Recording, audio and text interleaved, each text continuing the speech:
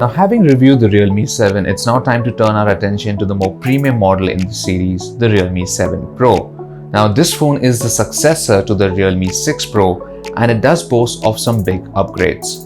Now, the most notable ones include the use of an AMOLED display, stereo speakers, and 65-watt fast charging, which all sound pretty impressive. Now, the Realme 7 Pro is priced at 19,999 rupees, and at this price, it competes with phones such as the Poco X2 and the Redmi Note 9 Pro Max. Now, if you look at the higher variant of the 7 Pro, it could also compete with phones such as the Redmi K20 and even the recently launched Oppo F17 Pro. But is this really worth your money? It's time to find out. Hi, I'm Royden and you're watching Gadgets 360, and this is my review of the Realme 7 Pro. Now, before we go ahead, don't forget to subscribe to our channel and also hit that bell icon so you're the first to know whenever we have a new video.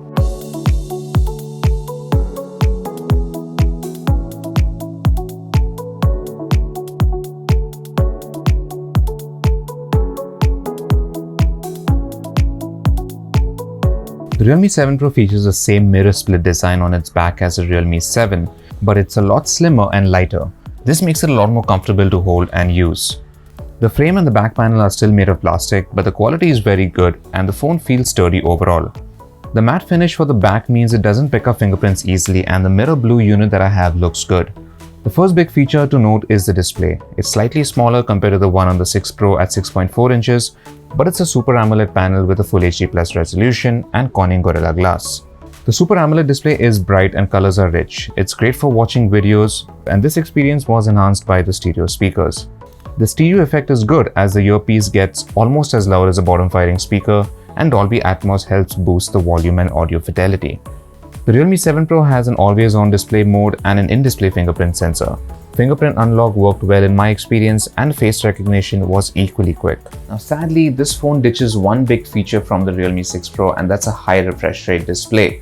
That's right, the Realme 7 Pro has to make do with just a 60Hz display, which is a little disappointing. Now, don't get me wrong, I wouldn't really call this a deal breaker, but if you consider the Realme 6 Pro, which had a 90Hz panel, and even this year's Realme 7, which also has a 90Hz panel, the 7 Pro just feels a little incomplete.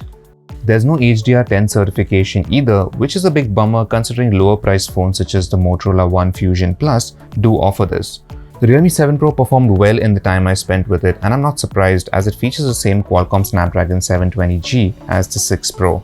It's still a good chip as it's power efficient and doesn't heat up much even when stressed. Now, both variants of the Realme 7 Pro have 120GB of storage, with the only difference being 6GB and 8GB of RAM. Realme UI ran pretty smoothly on the top-end variant that I had. The phone never missed a beat whether it was launching an app or switching between multiple apps or even playing a heavy game. Speaking of games, they ran pretty well too.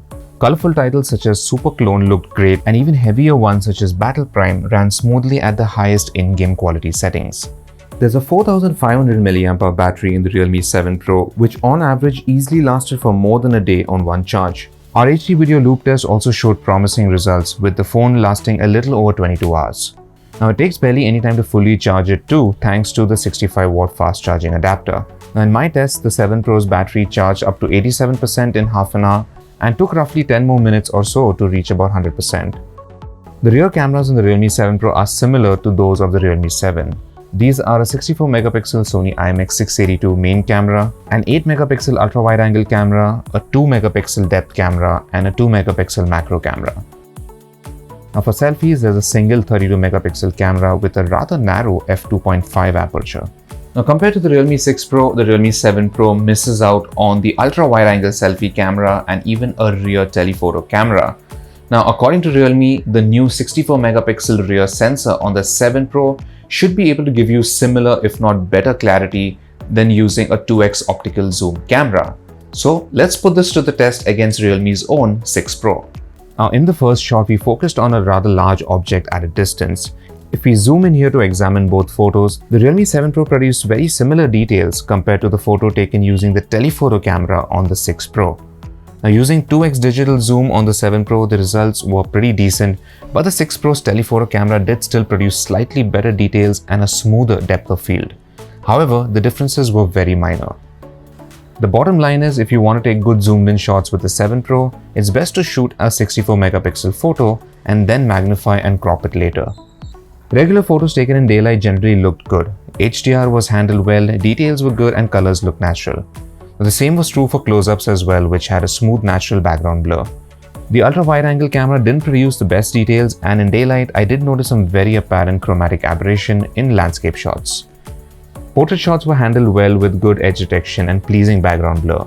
The macro camera was alright and it could produce some decent images if I was steady enough. Low-light photos were decent without much visible grain, and details were fairly good even in darker regions. Now you can of course brighten things up by using night mode, which makes a big difference. The front camera captured detailed selfies during the day. Portrait mode also worked pretty well. The selfie camera's HDR capabilities were equally impressive, and it managed to properly expose brightly lit backgrounds without losing detail on our subject's face. Selfies taken indoors and under good artificial light also looked good. The Realme 7 can record videos at up to 4K 30fps with electronic stabilization. And the quality is pretty decent, and there's only a mild shimmer due to the stabilization when you move about. The ultra steady mode helps fix this, but keep in mind that it heavily crops the frame and the quality is also a bit lower. Videos shot in low light don't look very good with relatively poor details and visible grain. However, Realme has added an ultra night mode for video which bumps up the exposure. This can make a big difference when trying to capture footage in dark environments.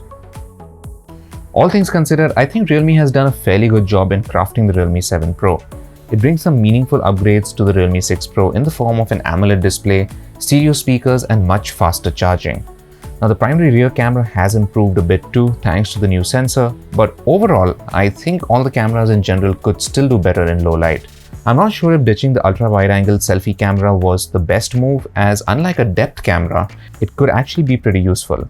Now looking at the competition, I don't think the Realme 7 Pro is a clear-cut winner. Now take for example the Motorola One Fusion Plus, which at a lower price offers features such as an HDR10 Plus display, you get a pop-up selfie camera, and of course a slightly faster SoC.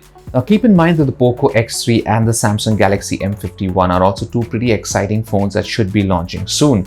So if you aren't in any hurry to upgrade, perhaps waiting for a bit longer wouldn't be such a bad thing.